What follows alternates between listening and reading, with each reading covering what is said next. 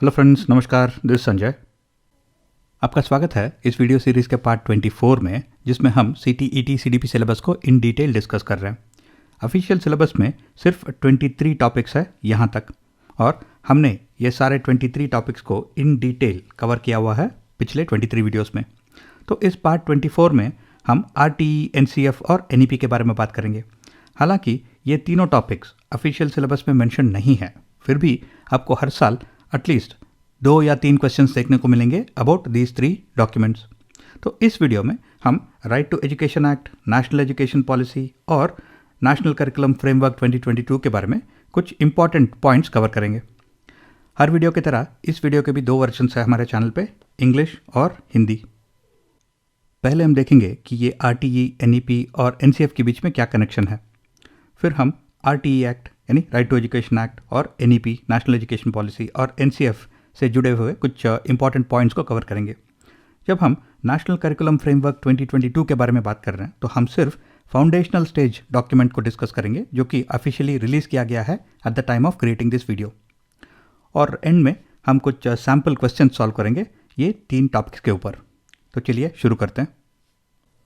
RTE, NEP और NCF के connection के बारे में जानने के लिए हमें पहले कॉन्स्टिट्यूशन ऑफ इंडिया से शुरू करना होगा, क्योंकि कॉन्स्टिट्यूशन ऑफ इंडिया में जो आर्टिकल 21A है, जिसे 2002 में इंट्रोड्यूस किया गया था, वो ये कहता है कि 6 to 14 ईयर्स के जो बच्चे हैं उनके लिए फ्री एंड कंपलसरी एजुकेशन जो है वो एक फंडामेंटल राइट है।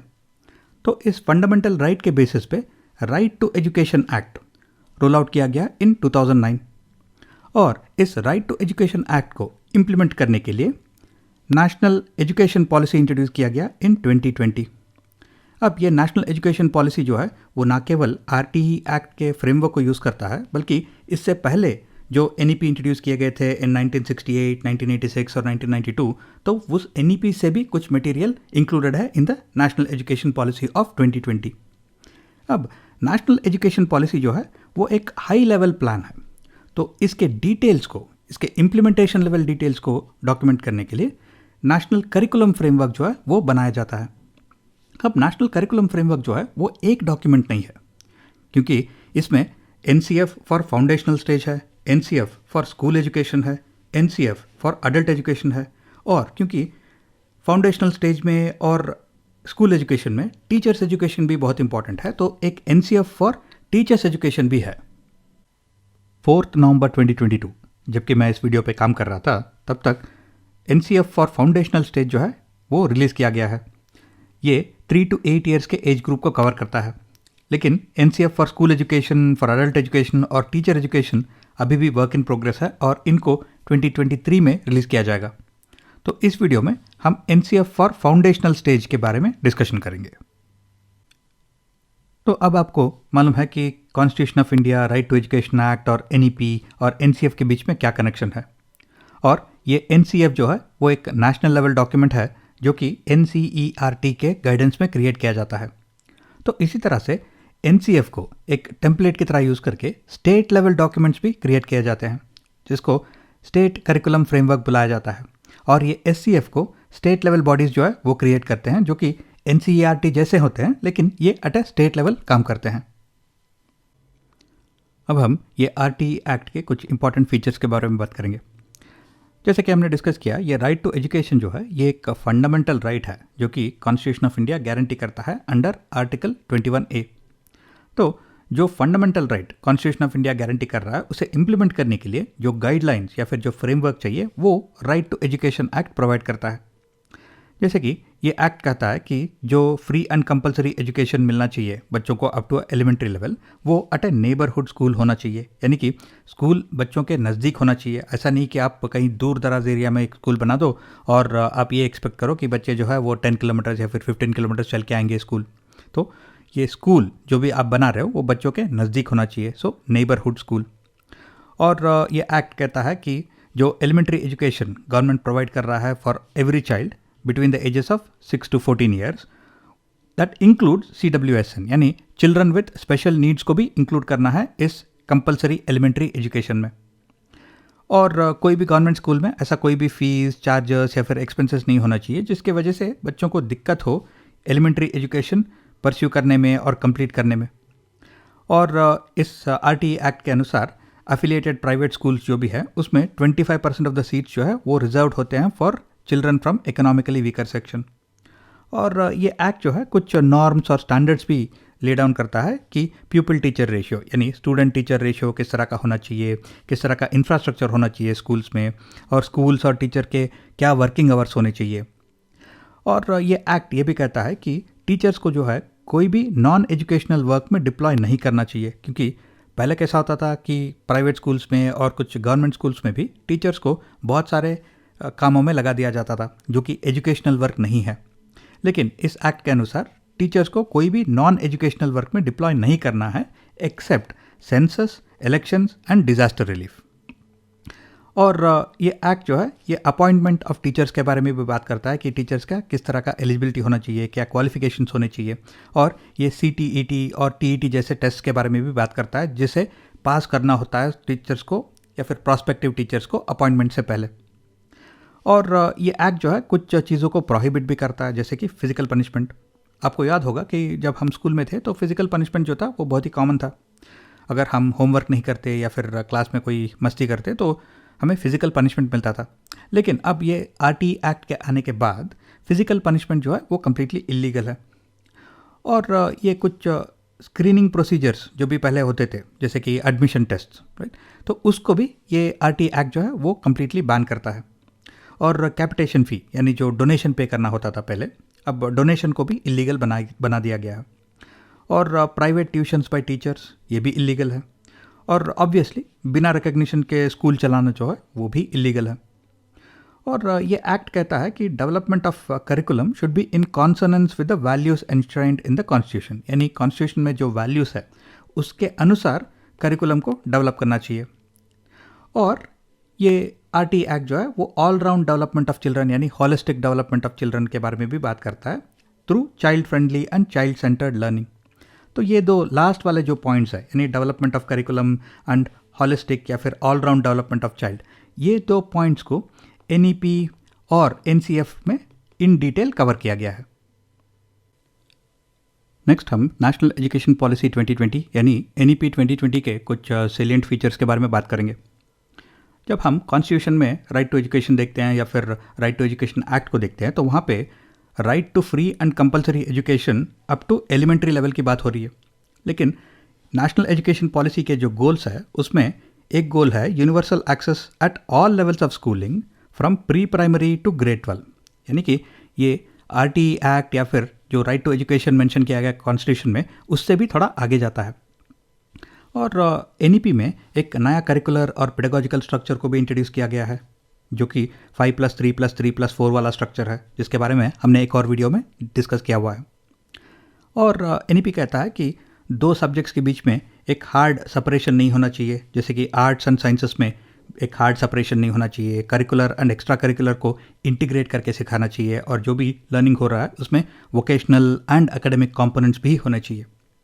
इसका एक उदाहरण हो सकता है EVS, जिसमें नेचुरल साइंसेस और सोशल साइंसेस को कंबाइन करके इंटीग्रेट करके सिखाया जाता है। पहले हम इन सब्जेक्ट्स को सेपरेटली पढ़ते थे, लेकिन EVS में इनके बीच में कोई भी एक हार्ड सेपरेशन नहीं है। नेक्स्ट NEP जो है वो मल्टीलिंग्वलिज्म यानी मल्टीपल लैंग्वेजेस सिखाना और इंडियन लैंग्वेजेस को भी ज़्यादा इंपॉर्टेंस देता है। इनफैक्ट NEP कहता है कि अप टू ग्रेड 5 जो मीडियम ऑफ इंस्ट्रक्शन है वो या तो मदर टंग होना चाहिए या फिर लोकल लैंग्वेज होना चाहिए। तो इन दोनों पॉइंट से हमें क्लियरली ये दिखाई देता है कि NEP जो है वो इंडियन लैंग्वेजेस को और मदर टंग को ज़्यादा इंपॉर्टेंस दे रहा है इन द क्लासरूम। और NEP में कुछ असेसमेंट रिफॉर्म्स भी है। पहले असेसमेंट ऑफ लर्निंग को ज़्यादा इंपॉर्टेंस मिलता था, लेकिन NEP के बाद assessment as learning and assessment for learning को ज़्यादा इंपॉर्टेंस मिल रहा है। और NEP में इक्विटेबल और इंक्लूसिव एजुकेशन की भी बात हुई है, यानी कि एक टिपिकल क्लासरूम में जो बच्चे हैं वो अलग अलग बैकग्राउंड से होने चाहिए, अलग अलग सोशल, इकोनॉमिक और फाइनेंशियल बैकग्राउंड से होने चाहिए। तो यहाँ पे सोशली और इकोनॉमिकली डिसएडवांटेजेस ग्रुप को किस तरह से हम इंटीग्रेट कर सकते हैं इन द टिपिकल क्लासरूम, इसके बारे में भी NEP बात करता है। और NEP में टीचर्स रिक्रूटमेंट के बारे में भी लिखा हुआ है। ये कहता है कि जो रिक्रूटमेंट प्रोसेस है वो रोबस्ट होना चाहिए, ट्रांसपेरेंट होना चाहिए, और रिक्रूटमेंट में और प्रमोशन में एक merit based performance approach use करना चाहिए। और एनईपी रिसोर्सेज के बारे में भी बात करता है कि किस तरह से रिसोर्सेज, किस तरह के इंफ्रास्ट्रक्चर होना चाहिए स्कूल में और इन द क्लासरूम। और एनईपी में वोकेशनल एजुकेशन और एकेडमिक एजुकेशन को भी इंटीग्रेट करके हायर एजुकेशन सिस्टम में लाया गया है।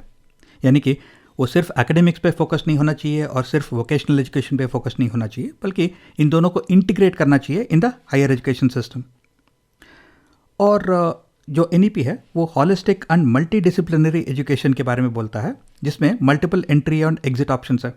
जैसे कि कुछ डिग्री प्रोग्राम्स ऐसे होंगे जो कि 4 साल का अगर डिग्री है तो उसमें अगर आप 2 साल कंप्लीट कर लोगे तो आपको डिप्लोमा मिल जाएगा, अगर आप 4 साल भी कंप्लीट कर लोगे तो आपको डिग्री मिल जाएगा। तो इस तरह से आपको मल्टीपल एग्जिट ऑप्शंस है। और अगर आपने एक डिग्री प्रोग्राम में 2 साल कंप्लीट कर लिया है और आपको चेंज करना है इनटू अ डिफरेंट डिग्री, तो आपको फिर से ईयर 1 से शुरू नहीं करना है, बल्कि आप डायरेक्टली ईयर 3 से शुरू कर सकते हो। यानी कि उसमें मल्टीपल एंट्री पॉइंट्स भी होते हैं। तो इस तरह से एक multi disciplinary education and holistic education की बात हो रही है in the national education policy. और एनईपी में टीचर एजुकेशन के बारे में भी कुछ लिखा गया है। जैसे कि यहाँ पे एक 4 ईयर इंटीग्रेटेड बीएड की बात हो रही है, राइट। और कुछ फॉरवर्ड लुकिंग स्टेटमेंट्स भी है इन द एनईपी, यानी कि कुछ लॉन्ग टर्म प्लान्स, जैसे कि 100% यूथ एंड अडल्ट लिटरेसी जो है वो अचीव करना है इंडिया में।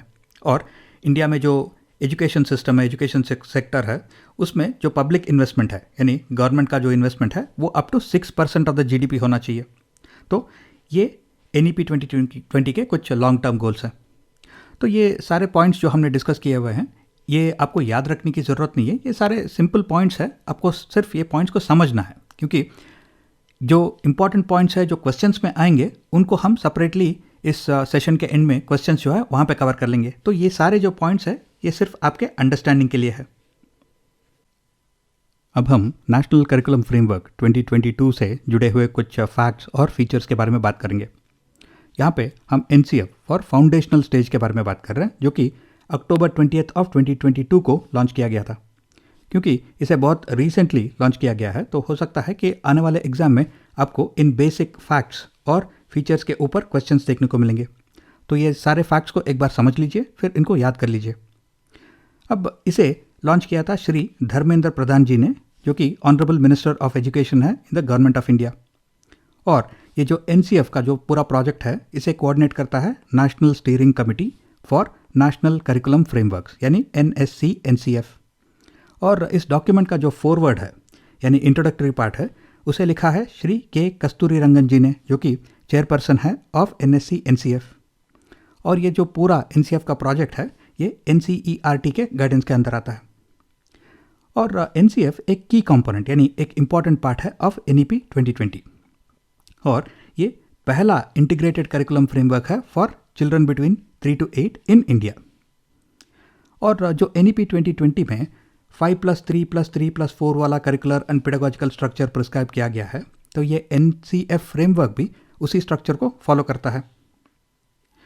और ये एक इंटीग्रेटेड अप्रोच यूज करता है for early childhood care and education for children between ages of 3 to 8 years. अब अर्ली चाइल्डहुड केयर जो है वो 0 to 3 ईयर्स के बीच में आता है, यानी कि जब बच्चे अभी भी घर में हैं, और होम एजुकेशन एंड केयर की बात कर रहे हैं यहाँ पे। और उसके बाद में 3 to 6 ईयर्स जब बच्चे जो है आंगनवाड़ी, बाल वाटिका या फिर प्री स्कूल जा रहे हैं। और 6 to 8 ईयर्स जब बच्चे अर्ली प्राइमरी एजुकेशन शुरू कर लेते हैं इन ग्रेड 1 या फिर ग्रेड 2। तो इसका मतलब है कि ये NCF जो है वो 0 to 8 ईयर्स के बच्चों के केयर और एजुकेशन के बारे में बात कर रहा है। और इस NCF में फोकस सिर्फ लिटरेसी पे ही नहीं है, बल्कि न्यूमरेसी पे भी है। यानी कि इससे पहले वाले जो NCF थे उसमें ज़्यादा फोकस था ऑन लिटरेसी, लेकिन इस NCF में न्यूमरेसी यानी मैथमेटिकल स्किल्स को भी इक्वल इंपॉर्टेंस दिया गया है।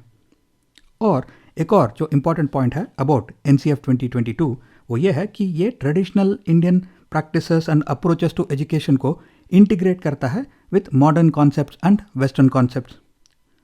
तो ये कुछ इंपॉर्टेंट पॉइंट्स और फैक्ट्स है अबाउट NCF 2022। NCF 2022 के बारे में कुछ और इम्पॉर्टेंट फैक्ट्स और डिटेल्स ये है कि NCF रिकमेंड करता है कि up to the age of 6 years बच्चों को कोई भी टेक्स्ट बुक्स यूज़ नहीं करना है। और ये ज़्यादा एम्फोसिस यानी इंपॉर्टेंस देता है on learning based on play. और यहाँ पे हमें टॉयज और क्रिएटिव मेथड्स को भी यूज़ करना है in the teaching learning process. और ड्यूरिंग अर्ली ईयर्स ये रिकमेंड करता है कि मदर टंग को यूज़ किया जाना चाहिए फॉर टीचिंग। और ये स्टीरियोटाइप्स को कॉन्शियसली अवॉइड करने की कोशिश करता है ड्यूरिंग द फाउंडेशनल ईयर्स। जैसे कि अगर आप पुराने टेक्स्ट बुक्स में देखेंगे तो आपको ऐसे एग्जाम्पल्स मिल जाएंगे जहाँ पे एक माँ जो है वो किचन में खाना पका रही है और फादर जो है वो ऑफिस जा रहे हैं। अब ये एक जेंडर स्टीरियोटाइप है, क्योंकि फादर किचन में खाना क्यों नहीं बना सकते, माँ ऑफिस क्यों नहीं जा सकती। तो जो भी टेक्स्ट बुक्स क्रिएट किए जाएंगे on the basis of NCF 2022 उसमें इस तरह के स्टीरियोटाइप्स को अवॉइड किया जाएगा। और ये NCF जो है ये एक इंटीग्रेटेड करिकुलम को रिकमेंड करता है जहाँ पे मल्टीपल डोमेन्स को कंबाइन करके सिखाया जाएगा, जैसे कि EVS में होता है। EVS में नेचुरल साइंसेस और सोशल साइंसेस को कंबाइन करके सिखाया जाता है। और इस NCF में निपुण भारत के भी कुछ एलिमेंट्स को इंटीग्रेट किया गया है। निपुण भारत यानी national initiative for proficiency in reading with understanding and numeracy. Proficiency in reading with understanding का मतलब है लिटरेसी, और न्यूमरेसी यानी नंबर स्किल्स यानी मैथमेटिकल स्किल्स। तो इस NCF में ना केवल लिटरेसी को इंपॉर्टेंस दिया गया है बल्कि न्यूमेरिकल स्किल्स या फिर मैथमेटिकल स्किल्स को भी इक्वल इंपॉर्टेंस दिया गया है। और एक और इम्पॉर्टेंट एस्पेक्ट अबाउट NCF 2022 वो ये है कि ट्रेडिशनली हम सिर्फ वेस्टर्न साइकोलॉजिस्ट या फिर एक्सपर्ट्स के बारे में बात करते हैं, लेकिन इस डॉक्यूमेंट में कुछ इंडियन एक्सपर्ट्स के बारे में भी बात किया गया है जो कि पायनियर्स थे in the field of education and childhood education, जैसे कि गिजुबाई बदेका जिन्होंने 1916 में इंडिया का फर्स्ट इंडिजीनियस प्री स्कूल खोला था, और श्रीमती ताराबाई मोदक जिन्होंने 1925 में नूतन बाल शिक्षण संघ यानी न्यू चाइल्डहुड एजुकेशन सोसाइटी खोला था, और जिनको ECCE यानी अर्ली चाइल्डहुड केयर और एजुकेशन में एक पायनियर माना जाता है। तो ये कुछ इंपॉर्टेंट और इंटरेस्टिंग फैक्ट्स और डिटेल्स है अबाउट NCF 2022।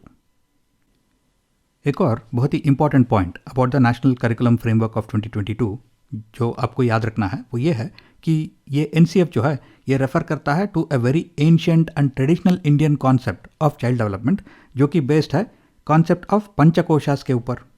पंचकोशास यानी 5 लेयर्स। इस कॉन्सेप्ट के अनुसार एक बच्चा जो है वो एक्चुअली 5 लेयर्स से बना होता है।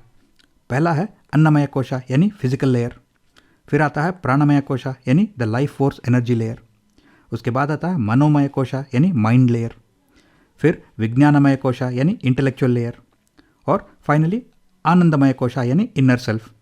तो एक बच्चे के विकास के लिए हमें ये सारे 5 लेयर्स को इक्वल इंपॉर्टेंस देना चाहिए, क्योंकि पहले फिजिकल बॉडी चाहिए, उस बॉडी में अगर लाइफ फोर्स नहीं है तो हम कुछ नहीं कर सकते, तो लाइफ फोर्स भी एसेंशियल होता है। और इस लाइफ फोर्स को और इस बॉडी को कंट्रोल करने के लिए एक माइंड की ज़रूरत होती है, और सिर्फ माइंड के होने से कोई बच्चा इंटेलिजेंट नहीं बन जाता। तो इसका मतलब है कि इंटेलेक्ट यानी इंटेलिजेंस भी एक डिस्टिंक्ट रिक्वायरमेंट होता है। और उसके बाद इनर सेल्फ यानी आध्यात्मिक लेयर आता है। तो ये सारे 5 लेयर्स को इक्वल इंपॉर्टेंस दिया गया है in the traditional Indian approach to child development. और इंटरेस्टिंगली एक रीसेंट वीडियो में हमने Maslow's theory of human needs के बारे में, Maslow's hierarchy of human needs के बारे में पढ़ा था। तो उसको हम इस एंशिएंट इंडियन थियरी से कंपेयर करते हैं तो लगता है कि मैस्लो का थियरी जो है उसे ऑलरेडी एंशिएंट इंडिया में डिस्कवर किया गया था, क्योंकि उस पिरामिड में भी जो at the most basic level है वो फिजिकल नीड्स है, और at the highest level self actualisation needs है। तो इस तरह से कई सारे ऐसे कॉन्सेप्ट्स हैं ट्रेडिशनल इंडियन नॉलेज में जिन्हें शायद रीडिस्कवर किया जाता है इन द वेस्टर्न वर्ल्ड। तो ये NCF जो है ऐसा एक कॉन्सेप्ट को आगे लाता है ताकि हम इसे यूज़ कर सके in the new educational system. अगर आपके पास टाइम है और पेशेंस है तो मैं ये रिकमेंड करता हूँ कि आप ये नेशनल करिकुलम फ्रेमवर्क 2022 का जो डॉक्यूमेंट है उसे पूरी तरह से एक बार पढ़ लीजिएगा। अगर आपको ये पूरा डॉक्यूमेंट नहीं पढ़ना है तो एटलीस्ट जो कंटेंट या फिर जो इंडेक्स पार्ट है वो पढ़ने से हमें एक आइडिया मिल जाता है कि किस तरह से ये डॉक्यूमेंट बहुत ही डिटेल्ड है और डिस्क्रिप्टिव है। ये डॉक्यूमेंट ना केवल गोल्स, कॉम्पिटेंसीज और लर्निंग आउटकम्स को कवर करता है, ये पेडागोजी के बारे में भी डिटेल में बात करता है, और ये कंटेंट क्रिएशन को भी कवर करता है, और ये असेसमेंट के बारे में भी बात करता है। और इंटरेस्टिंगली इसमें ऑर्गेनाइजिंग टाइम यानी टाइम मैनेजमेंट को भी कवर किया गया है। तो ये इंडेक्स या फिर कंटेंट्स पार्ट पढ़ने से हमें इस डॉक्यूमेंट के बारे में एक अच्छा सा आइडिया मिल जाता है कि किस तरह से इसको ऑर्गेनाइज किया गया है। अब हम NEP, NCF और RTE से संबंधित कुछ सैम्पल क्वेश्चंस को सॉल्व करेंगे पुराने क्वेश्चन पेपर से। पहला क्वेश्चन पूछ रहा है, which of the following statement is proposed in the national education policy of 2020। यानी कि यहाँ पे 4 स्टेटमेंट है, तो हमें आइडेंटिफाई करना है कि इनमें से कौन सा स्टेटमेंट जो है वो NEP 2020 में प्रपोज किया गया है। अब यहाँ पे जो 4 स्टेटमेंट्स है उसमें 3 स्टेटमेंट नेगेटिव है और 1 स्टेटमेंट पॉजिटिव है। तो हमें आइडेंटिफाई करना है कि वो पॉजिटिव स्टेटमेंट कौन सा है, क्योंकि वो पॉजिटिव स्टेटमेंट को NEP 2020 में प्रपोज किया गया है। पहला है, being educated in one's mother tongue is detrimental to educational and technological advancements. यानी कि अगर हम एक बच्चे को उसके मातृभाषा में सिखाते हैं तो ये उसके एजुकेशनल और टेक्नोलॉजिकल एडवांसमेंट के लिए हानिकारक है। ये गलत स्टेटमेंट है, क्योंकि NEP बोलता है कि बच्चों को जो प्राइमरी एजुकेशन है वो अगर हम मदर टंग में या फिर मातृभाषा में करते हैं या फिर लोकल लैंग्वेज में वो सीखते हैं तो वो बेहतर सीख पाते हैं। ये गलत स्टेटमेंट है। Next, schools should encourage children to learn and speak English as their first language. ये भी गलत स्टेटमेंट है, क्योंकि NEP जो है वो मदर टंग और लोकल लैंग्वेज को ज़्यादा इंपॉर्टेंस देता है। नेक्स्ट, मल्टीलिंग्वलिज्म, यानी अगर हम बच्चे को 2 या ज़्यादा लैंग्वेजेस सिखाते हैं तो ये उनके लिए बहुत सारे कॉग्निटिव बेनिफिट्स जो है वो दे सकता है। तो ये करेक्ट स्टेटमेंट है, क्योंकि साइंटिफिकली भी ये प्रूव किया गया है कि जब बच्चे 2 से ज़्यादा लैंग्वेजेस सीखते हैं तो ये उनको कॉग्निटिव बेनिफिट्स देता है और उनके इंटेलिजेंस को भी बढ़ाता है। तो ये करेक्ट स्टेटमेंट है। नेक्स्ट, बाइलिंगुअल अप्रोच, यानी अगर हम बच्चों को 2 लैंग्वेजेस सिखाते हैं तो ये अप्रोच जो है बच्चों को कंफ्यूज करता है और लर्निंग को हैम्पर करता है, यानी लर्निंग में बाधा डालता है। ये गलत स्टेटमेंट है, क्योंकि NEP कहता है कि मल्टीलिंग्वलिज्म, यानी अगर बच्चों को 2 या उससे ज़्यादा लैंग्वेजेस हम सिखाते हैं ये उनके लिए बेनिफिशियल होता है। तो ये बाइलिंगुअल अप्रोच बच्चों को डेफिनेटली कंफ्यूज नहीं करता। तो सिर्फ स्टेटमेंट 3 जो है ये करेक्ट स्टेटमेंट है और इसे प्रपोज किया गया है in the national education policy of 2020। As per national education policy 2020, education must be which of the following, यानी NEP 2020 के अनुसार इनमें से कौन से स्टेटमेंट जो है वो करेक्ट है, ये हमें आइडेंटिफाई करना है। पहला है, be focused only on pre determined content. ये गलत स्टेटमेंट है, क्योंकि जो भी कंटेंट और करिकुलम हम क्लासरूम में यूज़ करते हैं वो फ्लेक्सिबल होना चाहिए। क्योंकि अगर अपने करिकुलम को एक पार्ट ऑफ कंट्री में बनाया हुआ है, लेकिन अगर उसी कंटेंट को करिकुलम को हम सारे कंट्री में यूज़ करते हैं तो वो कॉन्टेक्सचुअल शायद नहीं हो सकता। तो इसका मतलब है कि कंटेंट और करिकुलम को फ्लेक्सिबल होना चाहिए ताकि एट ए लोकल लेवल हम उसे कॉन्टेक्सचुअल बना सके, मीनिंगफुल बना सके। तो सिर्फ प्री डिटर्मिन्ड यानी प्री डिसाइडेड कंटेंट हम यूज़ करेंगे तो ये गलत स्टेटमेंट होगा। Next, focus on problem solving, ये करेक्ट स्टेटमेंट है, क्योंकि एजुकेशन में हमें बच्चों को प्रॉब्लम सॉल्विंग टेक्निक्स भी सिखाने होंगे। Next, develop critical thinking among learners, ये भी करेक्ट है। सिर्फ पैसिव लिसनर्स होना जो है वो ठीक नहीं है, बच्चों को क्रिटिकल थिंकर्स भी हमें बनाना है, तो ये करेक्ट है। Next, be inquiry driven and discovery oriented, ये भी करेक्ट स्टेटमेंट है, क्योंकि बच्चों को सिर्फ एक जगह बैठ के जो भी हम उन्हें इन्फॉर्मेशन दे रहे हैं, डेटा दे रहे हैं, उनको वो मेमोराइज नहीं कर रहा है, बल्कि उनको इंक्वायरी के थ्रू और डिस्कवरी के थ्रू राइट उनको बहुत कुछ सीखना है। तो इसका मतलब है कि be inquiry driven and discovery oriented, ये भी करेक्ट स्टेटमेंट है। तो 2, 3 एंड 4 करेक्ट स्टेटमेंट्स है यहाँ पे। तो ऑप्शन 1, 2, 3 एंड 4 यहाँ पे आंसर है। इस क्वेश्चन में हमें 4 स्टेटमेंट दिए गए हैं और हमें आइडेंटिफाई करना है कि इनमें से कौन सा स्टेटमेंट जो है वो NEP 2020 प्रमोट नहीं करता in the context of education of students with disabilities. पहला है अप्रोप्रिएट इंफ्रास्ट्रक्चर। अब NEP 2020 डेफिनेटली अप्रोप्रिएट इंफ्रास्ट्रक्चर के बारे में बात करता है, क्योंकि अगर आपकी क्लास में स्टूडेंट्स विद डिसेबिलिटीज़ है तो इंफ्रास्ट्रक्चर क्लासरूम का और स्कूल का इस तरह से होना चाहिए कि सारे बच्चों को सारे फैसिलिटीज़ ईजिली एक्सेसिबल हो। तो ये करेक्ट स्टेटमेंट है। Next, 1-on-1 teachers and tutors, ये भी करेक्ट स्टेटमेंट है, क्योंकि अगर हम स्टूडेंट्स विद डिसेबिलिटीज़ को सिखाना चाहते हैं तो कभी कभी थोड़ा एक्स्ट्रा अटेंशन या फिर 1-to-1 अटेंशन देने की ज़रूरत पड़ती है। तो 1-to-1 टीचर्स एंड ट्यूटर्स ये भी रिकमेंड करता है national education policy. Suitable technological interventions, यानी अगर हम सूटेबल टेक्नोलॉजी यूज़ करते हैं स्टूडेंट्स विद डिसेबिलिटीज़ को सिखाने के लिए। तो ये भी एक चीज़ है जो NEP प्रमोट करता है। लेकिन कंपलसरी स्पेशल एजुकेशन जो है ये NEP डेफिनेटली प्रमोट नहीं करता। तो which of the following has not been promoted by NEP 2020? That is compulsory special education. The focus area of national education policy 2020 is on which of the following, यानी NEP 2020 का focus area इनमें से कौन सा है? अब पहला है rigid curriculum, pedagogy and assessment. ये गलत है क्योंकि करिकुलम और पेडागॉजी और असेसमेंट जो है वह फ्लेक्सिबल होना चाहिए, रिजिड कभी भी नहीं होने चाहिए। तो ये इनकरेक्ट है। Next, learning towards and for exams, यानी जो भी हम पढ़ रहे हैं सिर्फ एग्जाम क्लियर करने के लिए पढ़ रहे हैं, ये गलत स्टेटमेंट है। और adoption of summative methods of assessment, ये भी गलत है क्योंकि NEP 2020 फॉर्मेटिव असेसमेंट की बात करता है, समेटिव की नहीं। तो ये गलत है। Multi disciplinary and holistic education, ये डेफिनेटली करेक्ट है क्योंकि NEP 2020 जो है वो कहता है कि हमें मल्टीपल डिसिप्लिन को कंबाइन करके सिखाना चाहिए।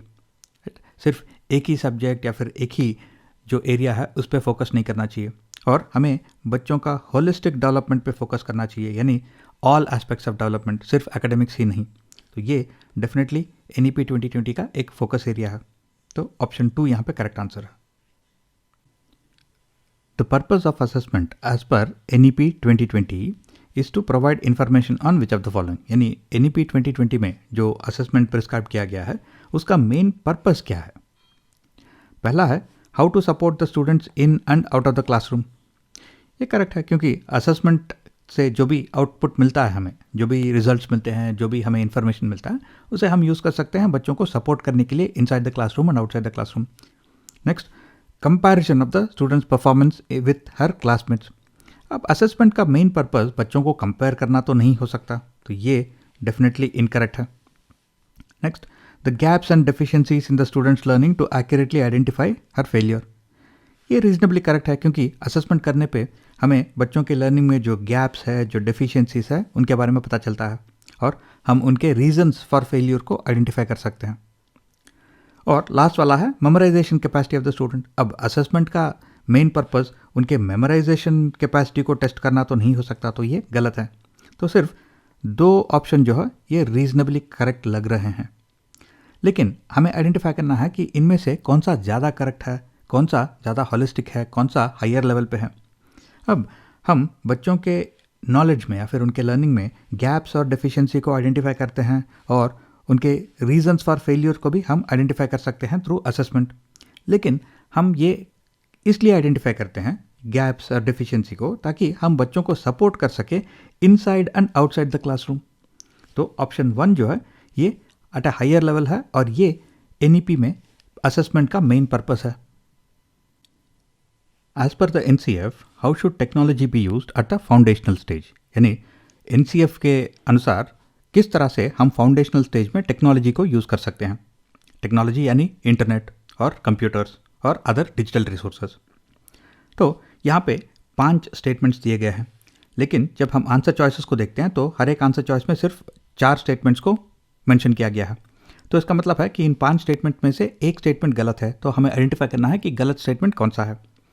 पहला स्टेटमेंट है enabling access to a diverse range of content and material that is contextual for the child, age appropriate and in a range of languages and materials। ये स्टेटमेंट कंप्लीटली करेक्ट है। तो ये गलत नहीं हो सकता क्योंकि यहाँ पे एक डाइवर्स रेंज यानी डिफरेंट टाइप्स ऑफ कंटेंट की बात हो रही है, कॉन्टेक्चुअल यानी रिलेवेंट टू द चाइल्ड की बात हो रही है, और एज अप्रोप्रिएट यानी उनके एज के अनुसार जो मटेरियल उनको एक्सेस मिलना चाहिए उसकी बात हो रही है, इन अ रेंज ऑफ लैंग्वेजेस यानी अलग अलग लैंग्वेजेस में और मटेरियल्स के बारे में। तो ये करेक्ट स्टेटमेंट है। Next, enabling access to content in diverse forms, spaces and formats to ensure equitable access and to ensure inclusion of दिव्यांग children। यानी जब हम टेक्नोलॉजी यूज़ कर रहे हैं तो वो इस तरह से होना चाहिए कि दिव्यांग चिल्ड्रन जो है यानी चिल्ड्रन विद स्पेशल नीड्स जो है उनको भी ये कंटेंट जो है वो एक्सेसिबल होना चाहिए। तो ये भी करेक्ट स्टेटमेंट है।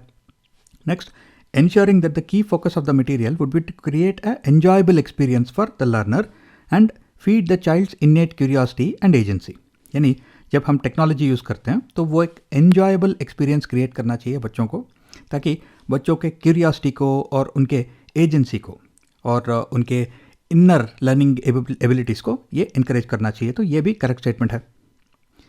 और चौथा स्टेटमेंट है enabling barrier free and unrestricted access for children to digital technology in all forms. अब ये स्टेटमेंट वैसे तो सही लग रहा है, लेकिन इसमें एक दिक्कत है। दिक्कत यह है कि यहाँ पे हम बैरियर फ्री और अनरेस्ट्रिक्टेड एक्सेस की बात कर रहे हैं, और इंटरनेट में ऐसे कई सारे चीज़ होते हैं जो बच्चों को देखना नहीं चाहिए। तो अनरेस्ट्रिक्टेड एक्सेस जो है वो डेफिनेटली एक सही बात नहीं है।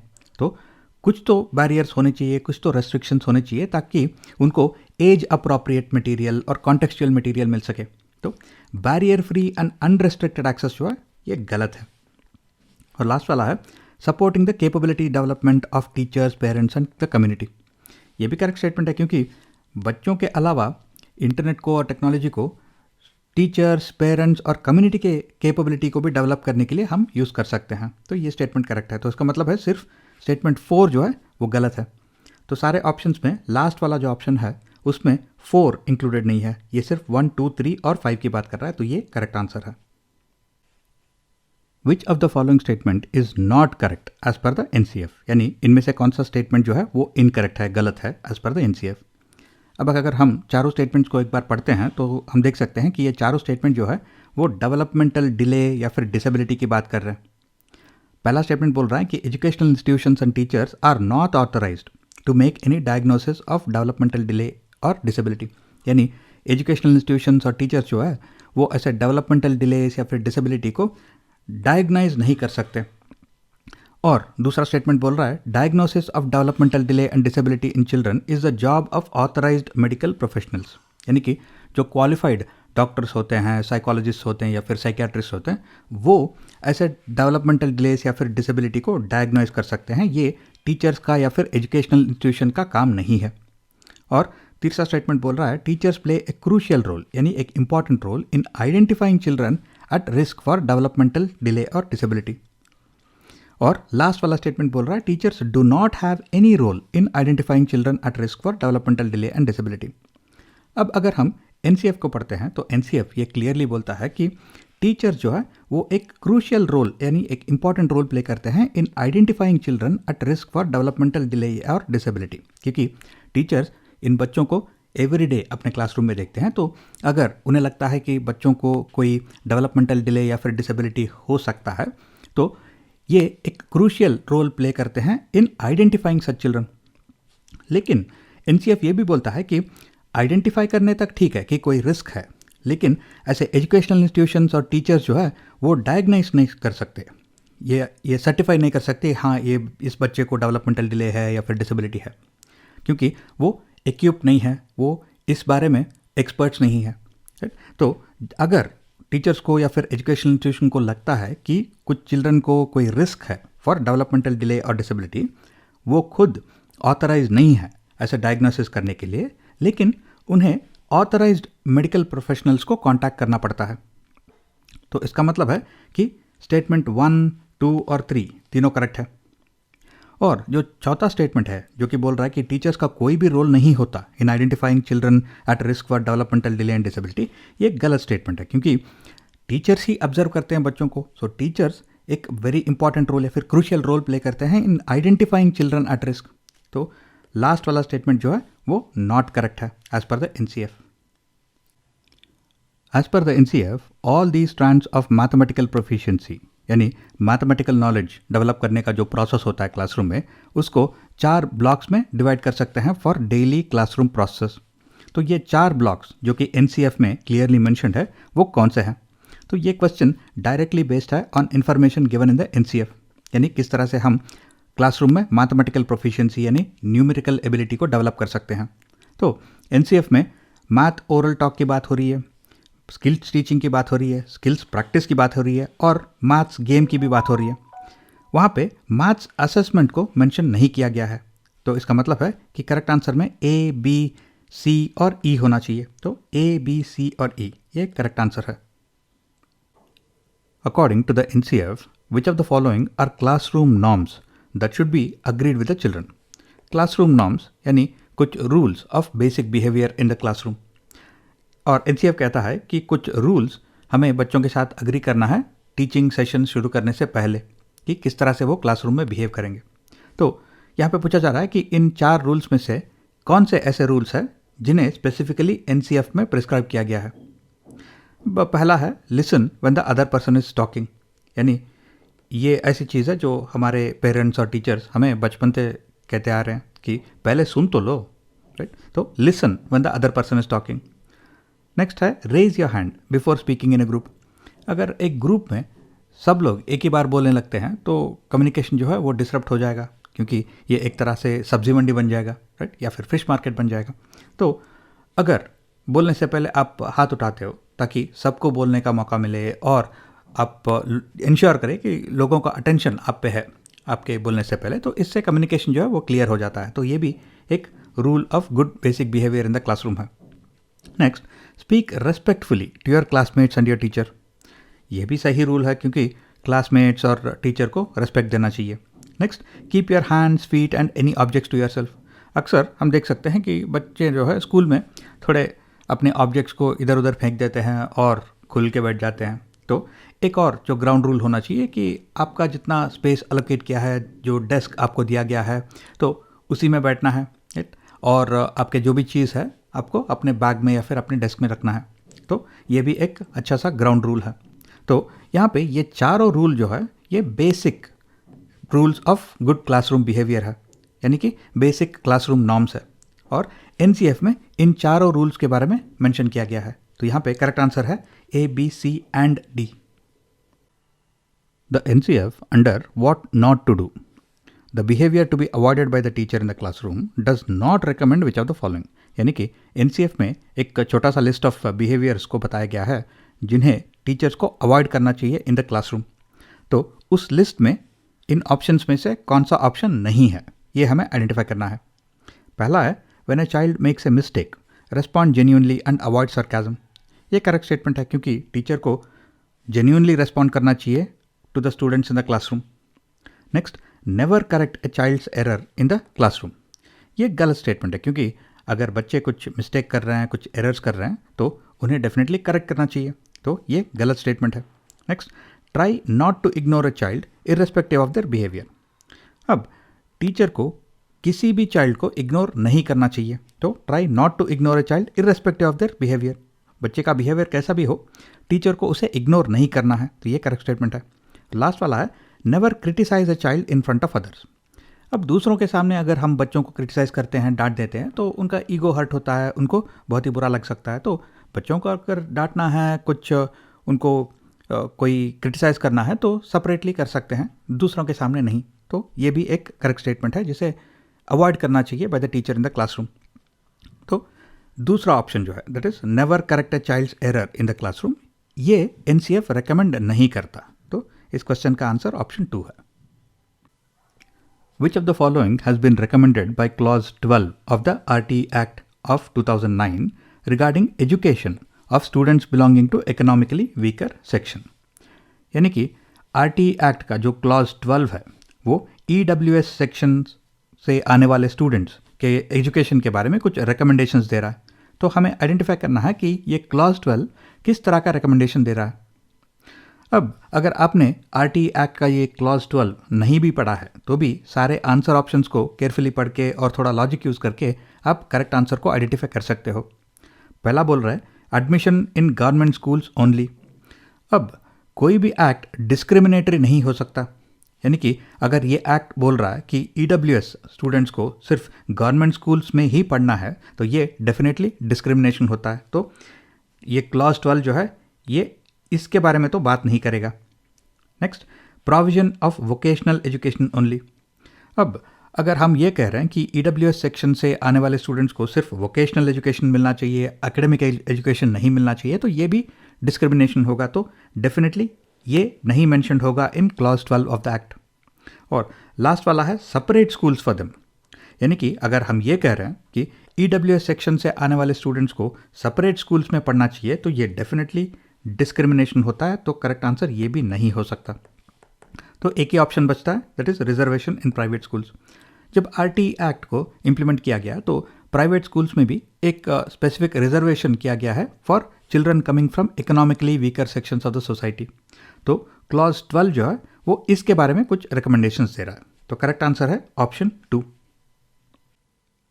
राइट टू एजुकेशन एक्ट 2009 के अनुसार अगर कोई भी स्कूल के क्लासेस 1 to 5 में मोर देन 200 यानी 200 बच्चों से भी ज़्यादा एडमिशन हुआ है तो वहाँ पे प्यूपिल टीचर रेशियो यानी स्टूडेंट टीचर रेशियो कितना होना चाहिए। इस क्वेश्चन को आंसर करने के लिए जो इन्फॉर्मेशन चाहिए वो इस एक्ट का जो शेड्यूल है उसमें दिया गया है।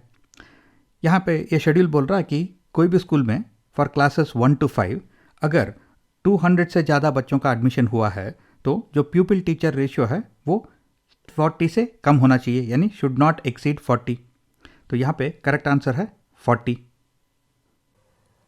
आरटीई एक्ट के अनुसार एक बच्चे को कोई भी क्लास में एडमिशन देना है, उसका दाखिला करना है तो वो किस बेसिस पे किया जाता है। अब ये बच्चे के एबिलिटी या फिर उसके डिसेबिलिटी के बेसिस पे तो नहीं किया जा सकता क्योंकि ये डिस्क्रिमिनेशन होगा। नेक्स्ट, बच्चे का जो एक सोशल बैकग्राउंड है या फिर उसका जो इकोनॉमिक स्टेटस है इसके बेसिस पे तो नहीं किया जाता एडमिशन। और बच्चों का पेरेंट्स का क्या एजुकेशन है उसके बेसिस पे एडमिशन नहीं दिया जाता। तो करेक्ट आंसर यहाँ पे है बच्चे के एज के बेसिस पे उसे क्लास में एडमिट किया जाता है। आरटीई एक्ट का कंप्लीट नेम है right to free and compulsory education act of 2009। अब एक्ट के नाम में जो कंपलसरी वर्ड है तो इसका मीनिंग क्या है, इसका इम्प्लीकेशन क्या है, इसका मतलब क्या है। क्या इसका मतलब यह है कि compulsory education will be imparted through continuous testing. अब ये सेंटेंस का कुछ ज़्यादा मीनिंग मेरे को भी समझ में नहीं आ रहा है तो इस सेंटेंस को इग्नोर करते हैं। Next, parents are compulsorily force to send their children to school to avoid punitive action, यानी कि अगर पेरेंट्स कंपल्सरीली बच्चों को स्कूल नहीं भेजते तो उनके ऊपर एक्शन लिया जाएगा। तो ये कंपल्सरी का मीनिंग ये नहीं हो सकता तो इसे भी हम इग्नोर करेंगे। और पहला ऑप्शन कह रहा है कि central government will ensure admission, attendance and completion of elementary education. अब अगर हम एक्ट में देखते हैं तो वो अप्रोप्रिएट गवर्नमेंट की बात कर रहा है, सिर्फ सेंट्रल गवर्नमेंट की नहीं, क्योंकि अप्रोप्रिएट गवर्नमेंट का मतलब है या तो सेंट्रल गवर्नमेंट या फिर स्टेट गवर्नमेंट। तो यहाँ पे जो करेक्ट आंसर है वो है ऑप्शन 2 यानी appropriate governments will ensure admission, attendance and completion of elementary education. Right to education act 2009 के अनुसार चिल्ड्रन विथ स्पेशल नीड्स किस तरह के स्कूल में पढ़ने चाहिए। अब अगर हम आरटीई एक्ट को देखते हैं, एनईपी को देखते हैं या फिर एनसीएफ को देखते हैं तो वो सब डॉक्यूमेंट्स यही बात कह रहे हैं कि सारे बच्चे including children with special needs एक नॉर्मल स्कूल में ही पढ़ते हैं, यानी कि सबको एक नॉर्मल क्लासरूम में पढ़ने का मौका मिलना चाहिए। तो क्या चिल्ड्रन विथ स्पेशल नीड्स सिर्फ स्पेशल स्कूल्स में पढ़ेंगे? नहीं। क्या वो सिर्फ एट होम यानी घर में पढ़ेंगे? नो। क्या उनको सिर्फ वोकेशनल ट्रेनिंग सेंटर्स में पढ़ाया जाएगा? नहीं। तो सारे स्टूडेंट्स जो है वो एक कॉमन क्लासरूम में पढ़ेंगे with an inclusive education setup with a provision to cater to their individual needs, यानी कि उनके जो स्पेशल नीड्स है उनको एक नॉर्मल क्लासरूम में ही मीट किया जाएगा। तो ऑप्शन 3 यहाँ पे करेक्ट आंसर है। और इसी के साथ हम इस वीडियो को कंक्लूड करेंगे। अगर आपके कुछ क्वेश्चंस या फिर फीडबैक है तो नीचे कमेंट सेक्शन में डाल दीजिए। मैं आपसे फिर से मिलता हूँ बहुत ही जल्द अगले वीडियो में। Till then take care, stay safe.